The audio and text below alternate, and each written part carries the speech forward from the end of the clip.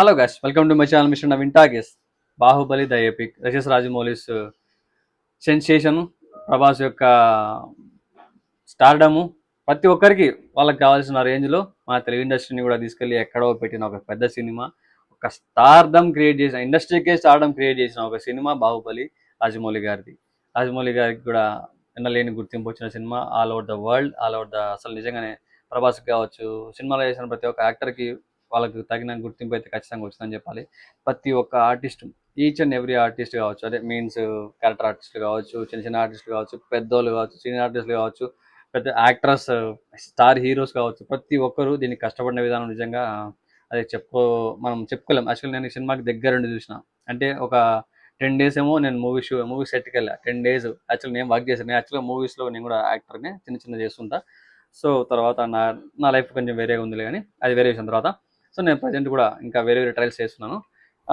నా cinema journey start అయింది బాహుబలితో. యాక్చువల్గా చెప్పాలంటే నాలాంటి వాళ్ళు ఎంతోమంది బాహుబలి సినిమాలో వర్క్ చేశారు, కానీ ఎవరు కనిపించారు ఇక్కడ.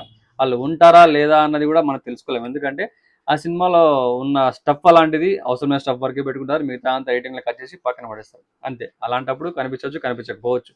అది మన తప్పు కాదు, వాళ్ళ తప్పు కూడా కాదు. వాళ్ళకి కావాల్సిన స్టఫ్ అంతా తీసుకుంటారు వాళ్ళ స్టోరీలో ఉండేది. సో ఫైనల్గా అవుట్పుట్ ఇవ్వాలంటే సమ్ వరకే ఉంటుంది, కొంచెం వరకే ఉంటుంది కదా. సో వాళ్ళకి కావాల్సిన డ్యూరేషన్లోనే కట్ చేసుకోవాలి కాబట్టి ఆ వరకు కట్ చేసుకొని రిలీజ్ చేసుకుంటారు. సో మన జక్కన్న మాత్రం ఇలాంటి విషయాలు చాలా చాలా క్లియర్గా ఉంటాడు. పిన్ టు పిన్ చాలా బాగా క్యాచ్ చేసుకుంటారు, చాలా చాలా నీట్గా అబ్జర్వేషన్ ఉంటుంది అన్నది. నేను సినిమా షూటింగ్లో చూసినప్పుడు కూడా ప్రభాస్ గారు కావచ్చు, ఎంత ఫ్రెండ్లీ నేచర్ ఆయన. అసలు ఈ సినిమా మనం 2 partsగా చూసాము, రెండు కలిపి ఒకటేసారి చూడలేదు.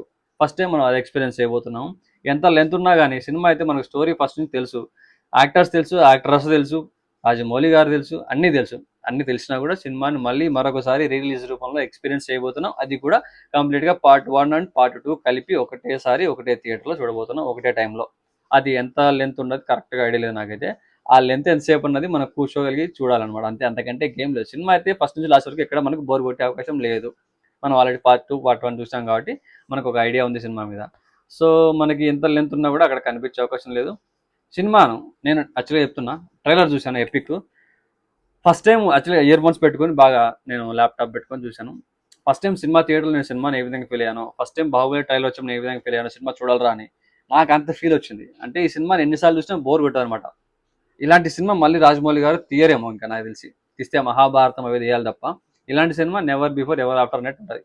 నాకైతే అంత బాగా అనిపించదు ఈ సినిమా. చాలా చాలా చాలా బాగా నీట్గా టేకింగ్ కావచ్చు, ఆ యుద్ధం సీన్స్ కావచ్చు, అసలు రాజుగా చూపించే విధానం కావచ్చు, బిల్డప్ షాట్స్ కావచ్చు, రానాను ప్రభాస్ను వాళ్ళిద్దరిని మలిచిన విధానం కావచ్చు, బాబా every scene every actor neat and పర్ఫెక్ట్గా కూర్చునే విధంగా తయారు చేసుకుంటారు రాజమౌళి గారు. జక్కన్న అంటే ఆయన చెప్పుకోవడం, ఆయన చెప్తాడు అనమాట ఆర్టిస్ట్ అని, ఆయనకు కావాల్సినట్టుగా మలుచుకొని తయారు చేసుకొని సినిమాను ఆయనకు కావాల్సినట్టుగా చేయించుకుంటాడు. అలాంటి ఆయన, అలాంటి వ్యక్తితో సినిమా అంటే గొప్ప విషయం. అలాగే ఈ సినిమా ఖచ్చితంగా రిలీజ్ అయిన తర్వాత కూడా మళ్ళీ కలెక్షన్స్ 100 కోట్లు కొట్టే అవకాశం అయితే ఈజీగా ఉంది. రాజమౌళి గారు ఈ సినిమా కూడా దగ్గరుండి ప్రతి ఒక్క వర్క్ పిన్ టు పిన్ చూసుకొని దీన్ని రిలీజ్ చేయడానికి సిద్ధం చేశారనమాట. ఎంత గొప్ప డెడికేషన్ ఉంటే కానీ ఇట్లా చేస్తారు, ఎంత గొప్ప వ్యక్తి అండాలి నిజంగా చెప్పాలంటే, ఎంత డెడికేషన్ సినిమా పట్ల.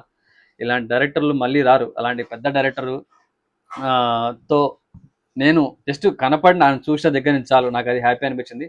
ఆయనకు ఒక 2-3 ఈవెంట్లలో కూడా ఆయనతో నేను దగ్గరగా ఉండి, అంటే నేను డాన్సర్గా చేసిన కొన్ని ఈవెంట్లు ఆయన దగ్గరగా ఉండి చూసి ఆయనతో చేసిన ఆయన కోసం. సో నేను అలాంటి ఆయన దగ్గరగా చూడడమే గొప్ప విషయంగా భావిస్తాను అనమాట. సో నా ఎంట్రీ కూడా అక్కడితే మొదలైంది కాబట్టి నాకు ఇప్పటికైతే నేను పర్లేదు. ఆ తర్వాత కూడా రెండు సినిమాలు చేశాను, ఆ తర్వాత కొన్ని సీరియల్స్లో చేశాను. ఇప్పటికీ స్టిల్ ట్రయింగ్ అనమాట. చూద్దాం, ఎప్పుడైనా అవకాశం వస్తే నేను మళ్ళీ మీకు నేను చెప్పకుండానే నా గురించి మీకు తెలిసే ఒక టైం అయితే రావాలని కోరుకుంటున్నా. అలాగే బాహుబలి సినిమా నేను కూడా 31st రోజు ఎక్స్పీరియన్స్ చేయబోతున్నా థియేటర్లో. మీ నియరెస్ట్ థియేటర్స్లో రిలీజ్ అయితే ఖచ్చితంగా మీరు కూడా వెళ్ళి చూడండి సినిమాని. ఈ 4 hours జర్నీ ఎంతసేపు ఎలా ఉంటుందన్నది కూడా మీరు కూడా ఎక్స్పీరియన్స్ చేస్తే బాగుంటుంది కదా. సో చేస్తే ఎలా అనిపిస్తుంది అనేది ఆ రోజు చెప్పండి, ఆ రోజు మాట్లాడతాం మళ్ళీ దీని గురించి. ఆ రోజు రిలీజ్ అయిన తర్వాత చేస్తా. ఇది పక్క 100 కోట్ల బడ్జెట్ సినిమా, రిలీజ్లో హైయెస్ట్ సెట్ చేస్తుంది మళ్ళీ, అంతే. రిలీజ్ సినిమాల్లో హైయెస్ట్ సెట్ చేస్తుంది అంతే. అప్పుడు ఎట్లా సెట్ చేసిందో ఇండస్ట్రీలో బాహుబలి వచ్చినప్పుడు, ఇప్పుడు కూడా అలా సెట్ చేస్తుంది. ఇప్పటికీ బాహుబలి మార్క్ని చేరిపోయడం ఎవరి వల్ల కాలేదు. అలాగే రిలీజ్లో కూడా దీని మార్క్ని ఎవరు అందుకోవడం ఎవరి వల్ల కూడా కాదు అని నాకు అనిపిస్తుంది. సో ఇది అనమాట మ్యాటర్. సో గాయస్, మీరు నా ఛానల్ సబ్స్క్రైబ్ చేసుకోవాలి, సబ్స్క్రైబ్ చేసుకుని వీడియో లైక్ చేయండి, షేర్ చేయండి, కామెంట్ కూడా చేసేయండి. మాట్లాడుకుందాం. Love you.